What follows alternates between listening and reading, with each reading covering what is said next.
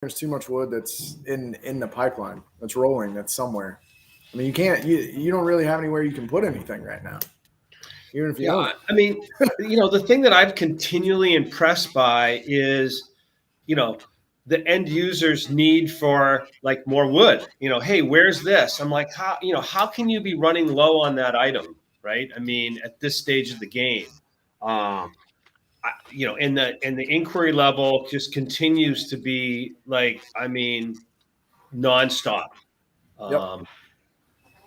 But like I said, I don't know if it tops out, next week on, when January futures expire, or, it's like I say, 4 to 6 weeks. I certainly agree with you. And my question, Charles, is okay, where's end use consumption relative to production, right? I mean, if we're consuming at 1.6 million starts, do we have enough production to match that? Or do we have to go like last year? We went to a price that we created demand destruction, right? At $1,700, custom builders stepped aside, home center business slowed, and that was really the tipping point. Now, here's the question, though. Do you think that tipping point was due to the fact that the actual end user saw the full veracity of that price increase? Because it takes so long to drip and triple all the way down. Yeah, I mean, I think that at that stage of the game, that was the case, is that price got pushed all the way through. We're not there yet. So right? I'm gonna launch this, guys. So welcome to This Week in Lumber. Greg is coming to us live from an undisclosed location in Hawaii, deep beneath the Mauna Leho volcanoes, and Charles is coming live from Bishopville, South Carolina. We wanted to talk about lumber today and what's going on. I think overall there's a bullish consensus. Prices are telling us that. We went through the last 2 weeks, and Charles and Greg, we talked during those times of, is it going to be slow? Is it going to be busy? And both weeks before Christmas were busy. Somewhat after, there is some more wood showing up. I'm hearing things like this. Reloads are full, and guys are like, yeah, but that wood's all spoken for. I'm having a hard time with all of that because we know some big carload buyers that sit in very prolific areas in the country, and they're like, I'm not buying cars right now because there's plenty of reload wood being offered around me. And this is what I'm hearing a lot of. Now, prices continue to move, there's a lot of bullishness out there, obviously. But at this point, I would have to think that the shift of inventory from one end to the other there's probably a pretty good build going on, guys. What say you on these, Greg? Well, I mean, as Charles and I were talking a little bit before, I'm in this stage where, okay, is end use consumption really outpacing production? I mean, first quarter is the lowest production quarter of the year, so we have that as a backdrop. And when you throw the inventory accumulation on top of it, how much extra inventory is accumulated in the system? That's always the question that we're trying to answer. And when the last guy buys that last truck, that's you want to be on the lookout for that guy. I don't know who he is, but I don't want to be him. No. Yeah. Me either. Charles, what's your thought to that? I think it's a very valid point. There's a lot of unknowns because of, once again, how quickly things transpired. You would think that what happened in the beginning, middle of last year, that would be kind of fresh on everybody's mind. But it seems like, when you had $650 9-foot studs, it's too expensive. Then they go to $1,100 and they want all you can produce. So it's almost like lumber's turning into a designer purse fetish. I thought that was more like 1,800 was like, can't get enough. That is true. I'm talking about this go around.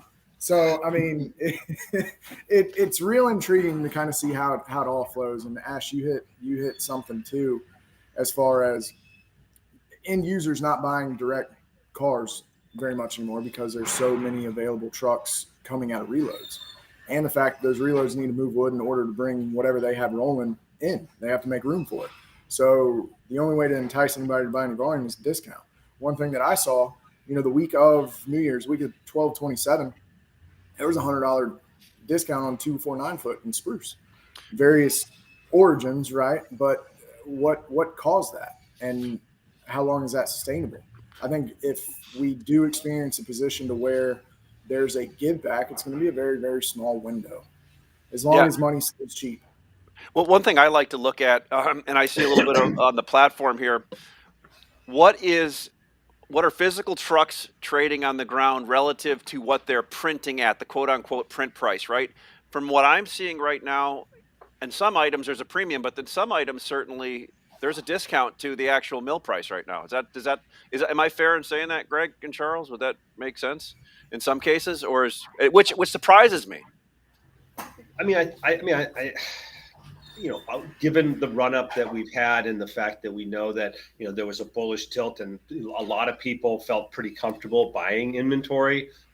There was, we could talk a little bit about the basis is, we ran for 60, 90 days where, futures was giving you a clear buy signal because it was $100, $150 or $200 above the cash. So you had an exit to lock yourself in. We've seen that basis come in a lot tighter right now. And, and that's one of the things that I'm watching is if I look at an item that was, $200 under its historical value and the board was $100 over, and now that item's moving up, it is, back to par or $100 over, that's something that I'm watching careful. Just one other thing on when we talked about reload inventory and the difference between this year and last year. Last year, we came into the year with multifamily short the market for the first, for a significant amount of wood in the first half of the year. True. I don't think you have that this year. What I saw was through September through December was every multifamily job that got sold, the wood was bought, and that's a lot of the reason why there's so many. There's a bunch of reloads that are jam packed with wood. Is that's all sitting in place for those jobs, whether they're starting, this month, next month, or maybe April. Yeah, and how many of those multifamily guys that have wood on the ground have such a high price and that they're rolling that inventory right now and replacing it at different numbers, right? Maybe that's where some of the extra wood's coming. That's a great observation. Great, that's true. That's the other thing too is I've heard, I don't know, that the big boxes aren't pulling as hard as they pulled last year at this time. Well, I mean, the one thing is that big box cost, they're price takers. They don't have, 60, 90 days of inventory costed $400 or $500 below the market. Their cost moves up on the market very quickly based on their programs. And so, that flow through, Charles, the difference is pro yards, that may lag much longer than big boxes.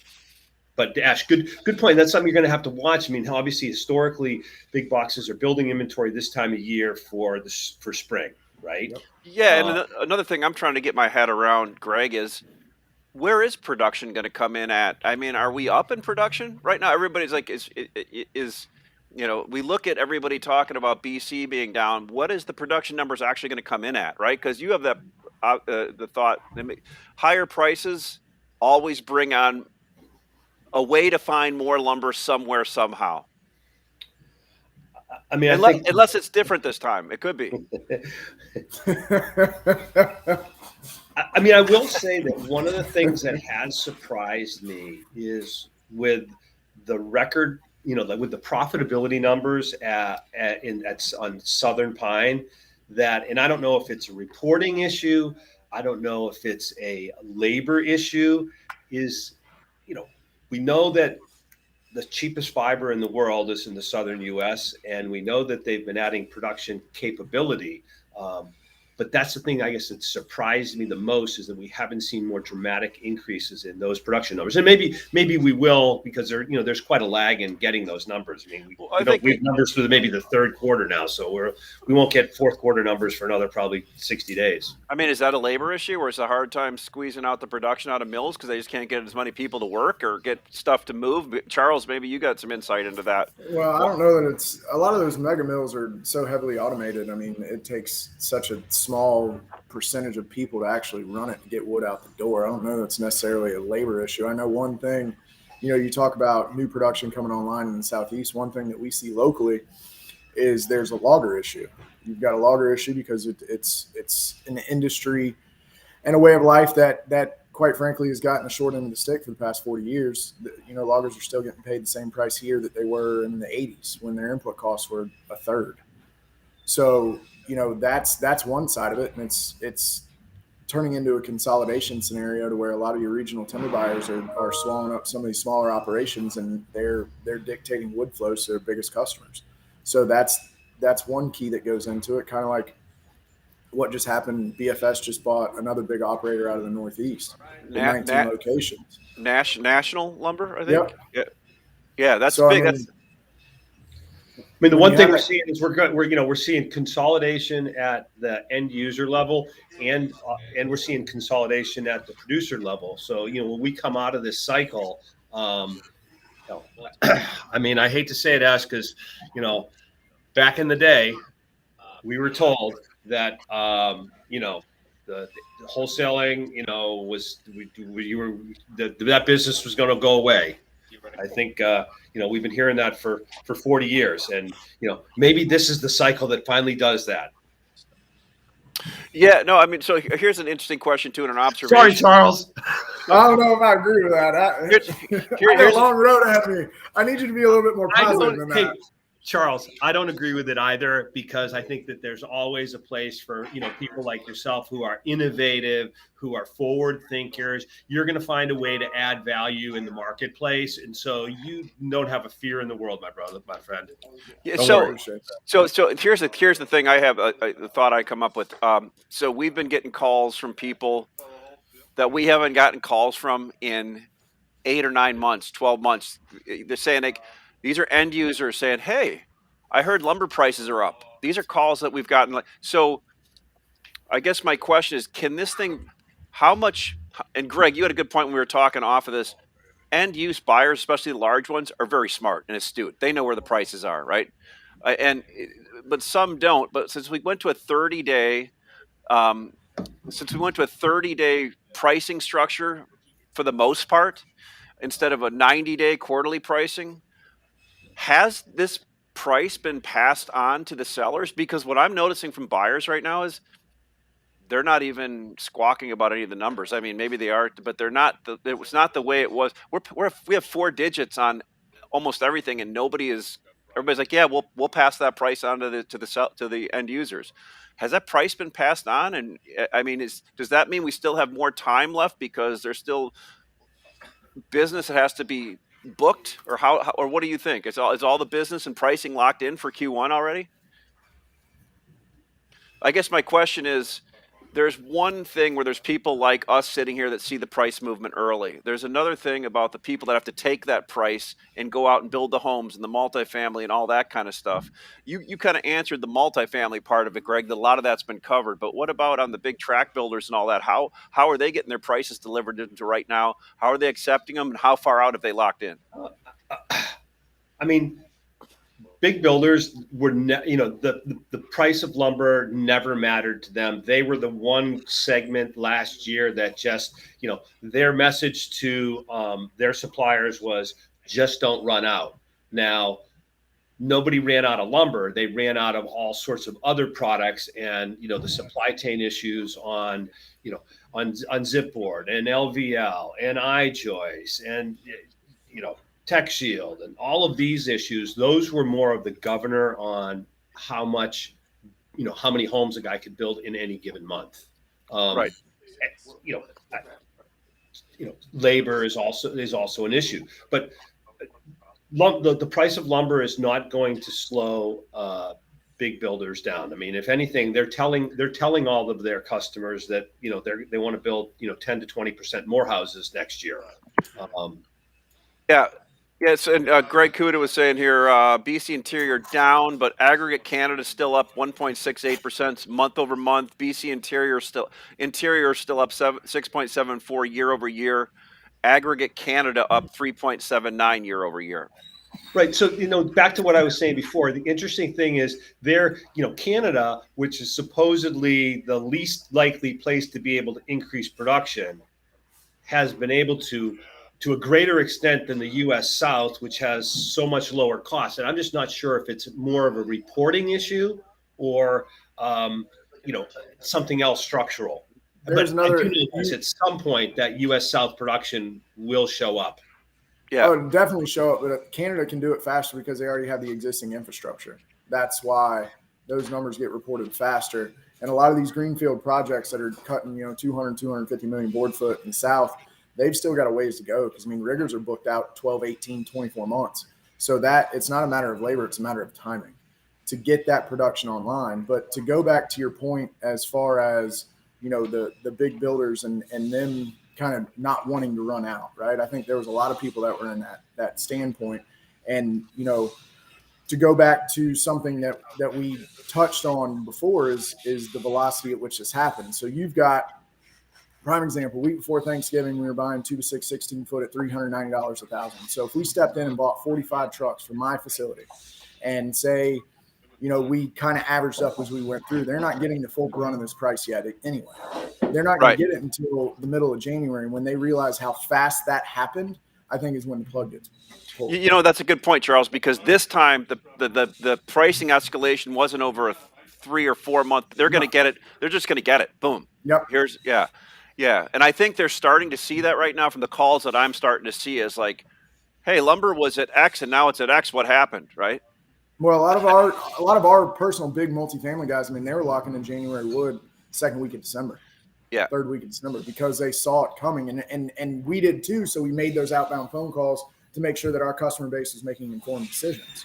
And it's resulted in monumental cost savings. So when there is volatility and we're in a position where we may not be the most competitive price wise, we've created and instilled value in what we bring to the market. So you can't put a number on that. And I don't know who's been able to do that with the flexibility and the fluidity throughout the tumultuous run, for lack of a better way to describe it. That's three syllable words in one phrase, Charles. That's kind of my brain's fried. Scrambled eggs, fellas. That may have been. So look, let's kind of just. Hey, Ash, I just want to let you know. I think, you know, Charles is the kind of guy who, in you know, a 7-letter Scrabble game, can open the game with an 8-letter word.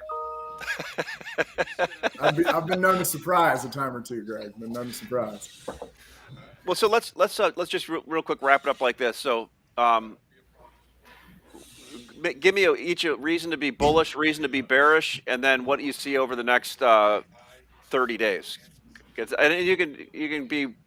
It can be vast, the thought process on that one. I just wanted to get both sides of it. But then the last one will be, what do you think in the next 30 days, right?